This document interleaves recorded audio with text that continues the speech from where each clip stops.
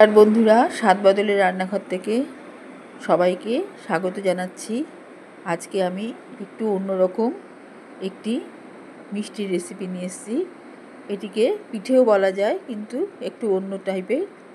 আমি এটি কাস্টার্ড দিয়ে, পাউরুটি দিয়ে এই মিষ্টির আইটেমটি বানিয়েছি। দেখুন কীভাবে এটি বানিয়েছি। আমি প্রথমে পাউরুটিগুলো স্লাইস করে কেটে নিয়েছি এখানে। এবার আমি ক্ষীর করে রেখেছি অল্প দুধের। সেই ক্ষীরের মধ্যে পাউরুটিগুলো আমি ছোটো ছোটো করে টুকরো টুকরো করে ভেঙে নিচ্ছি।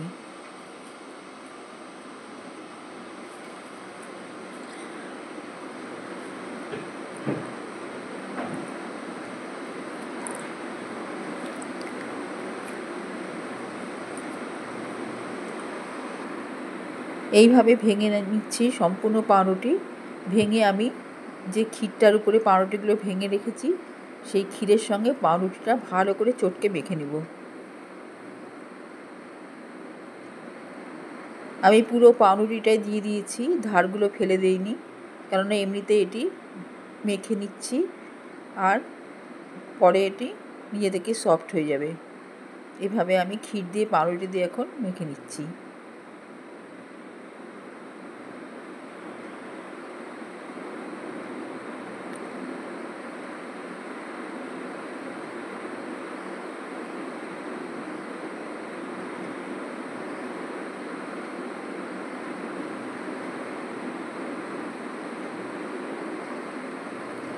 ভালো করে ক্ষীরটার সাথে পাউরুটি মিশে গেলে আমি এর মধ্যে কাস্টার্ড পাউডার দিয়ে দিচ্ছি।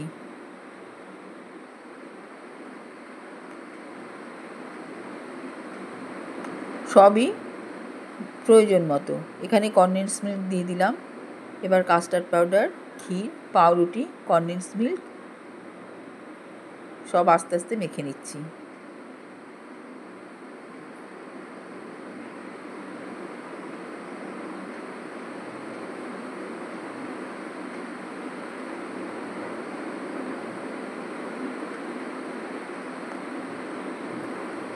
এবার পাত্রের গা থেকেও মাখাটা আস্তে আস্তে ছেড়ে আসছে।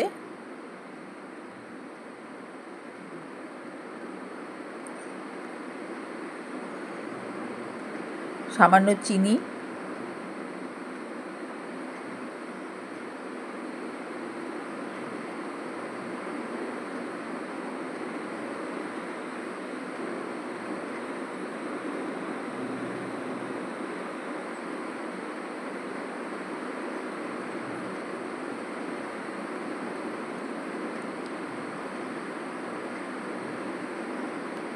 এবার একটু গুঁড়ো দুধ দিয়ে দিচ্ছি, খুব অল্প, সামান্য মতো।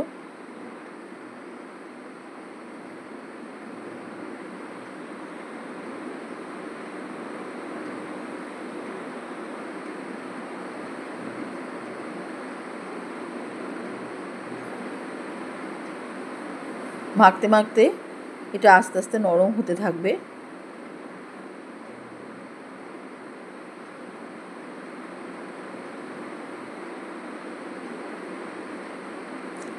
এটা খেতে খুবই ভালো লাগে, একটু অন্যরকম।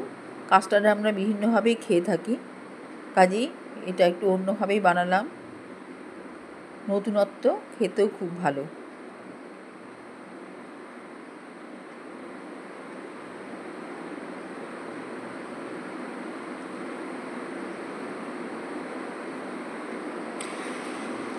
এবারে এই মাখা থেকে ছোট ছোট গুলি করে নেব।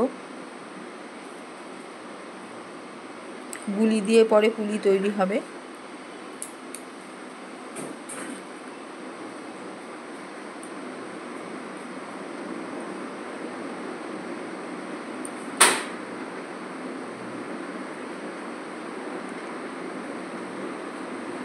এইভাবে একটা খোলা মতো তৈরি করে নিচ্ছি। তার মধ্যে আমি ভিতরটায় কিছুটা কনডেন্স মিল্ক দিয়ে দিচ্ছি।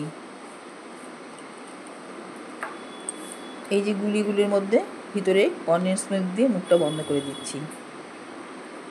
এতে হবে কি, খাওয়ার সময় মুখের মধ্যে এক একটা পুলির ভিতরে কনডেন্স মিল্ক দেওয়া যখন খাবে তখন ওই মুখের মধ্যে পুলি ইয়েটা চলে যাবে, কনডেন্স মিল্কটা।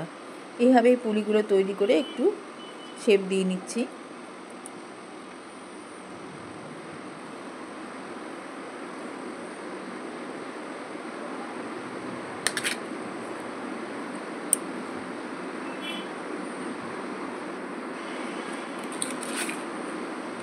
হয়ে গেল সম্পূর্ণ পুলিগুলো তৈরি করা।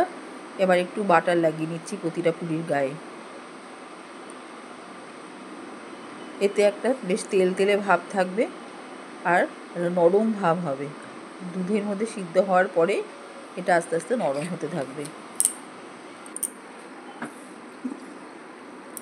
পুলিগুলো সিদ্ধ হতে যতটা দুধ লাগবে আমি ঠিক ততটুকুই নিয়েছি, বাকিটা রেখে দিলাম।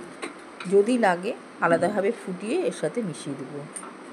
এখন আমি অল্প দুধের মধ্যেই করছি, কারণ আমি যদি পুরো দুধটা দিয়ে দিই এটাকে আবার অনেক সময় ঘন করতে হবে।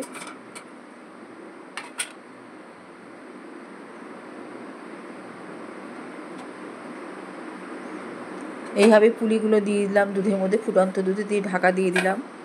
দিয়ে আমি এখন কিছুতেই নাড়ব না, একটু সিদ্ধ হোক, কেননা এখন সদ্য দিয়েছি, এখন নাড়লেই এটা ভেঙে যেতে পারে। বরং আমি একটু চিনি দিয়ে দিই এর উপরে, যেটা আমার লাগবে চিনি দিয়ে দিলাম।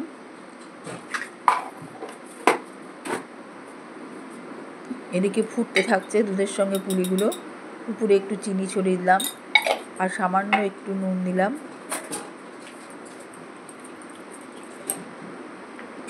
এবারে আমি দিয়ে দিলাম কনডেন্স মিল্ক। এবার পুরোটা একসাথে চিনির সাথে কনডেন্স মিল্কের সাথে দুধ দিয়ে পুলিগুলো ফুটতে থাকবে। আমি কিন্তু এখন পর্যন্ত একটুও এটাকে ঘেঁটে দিইনি।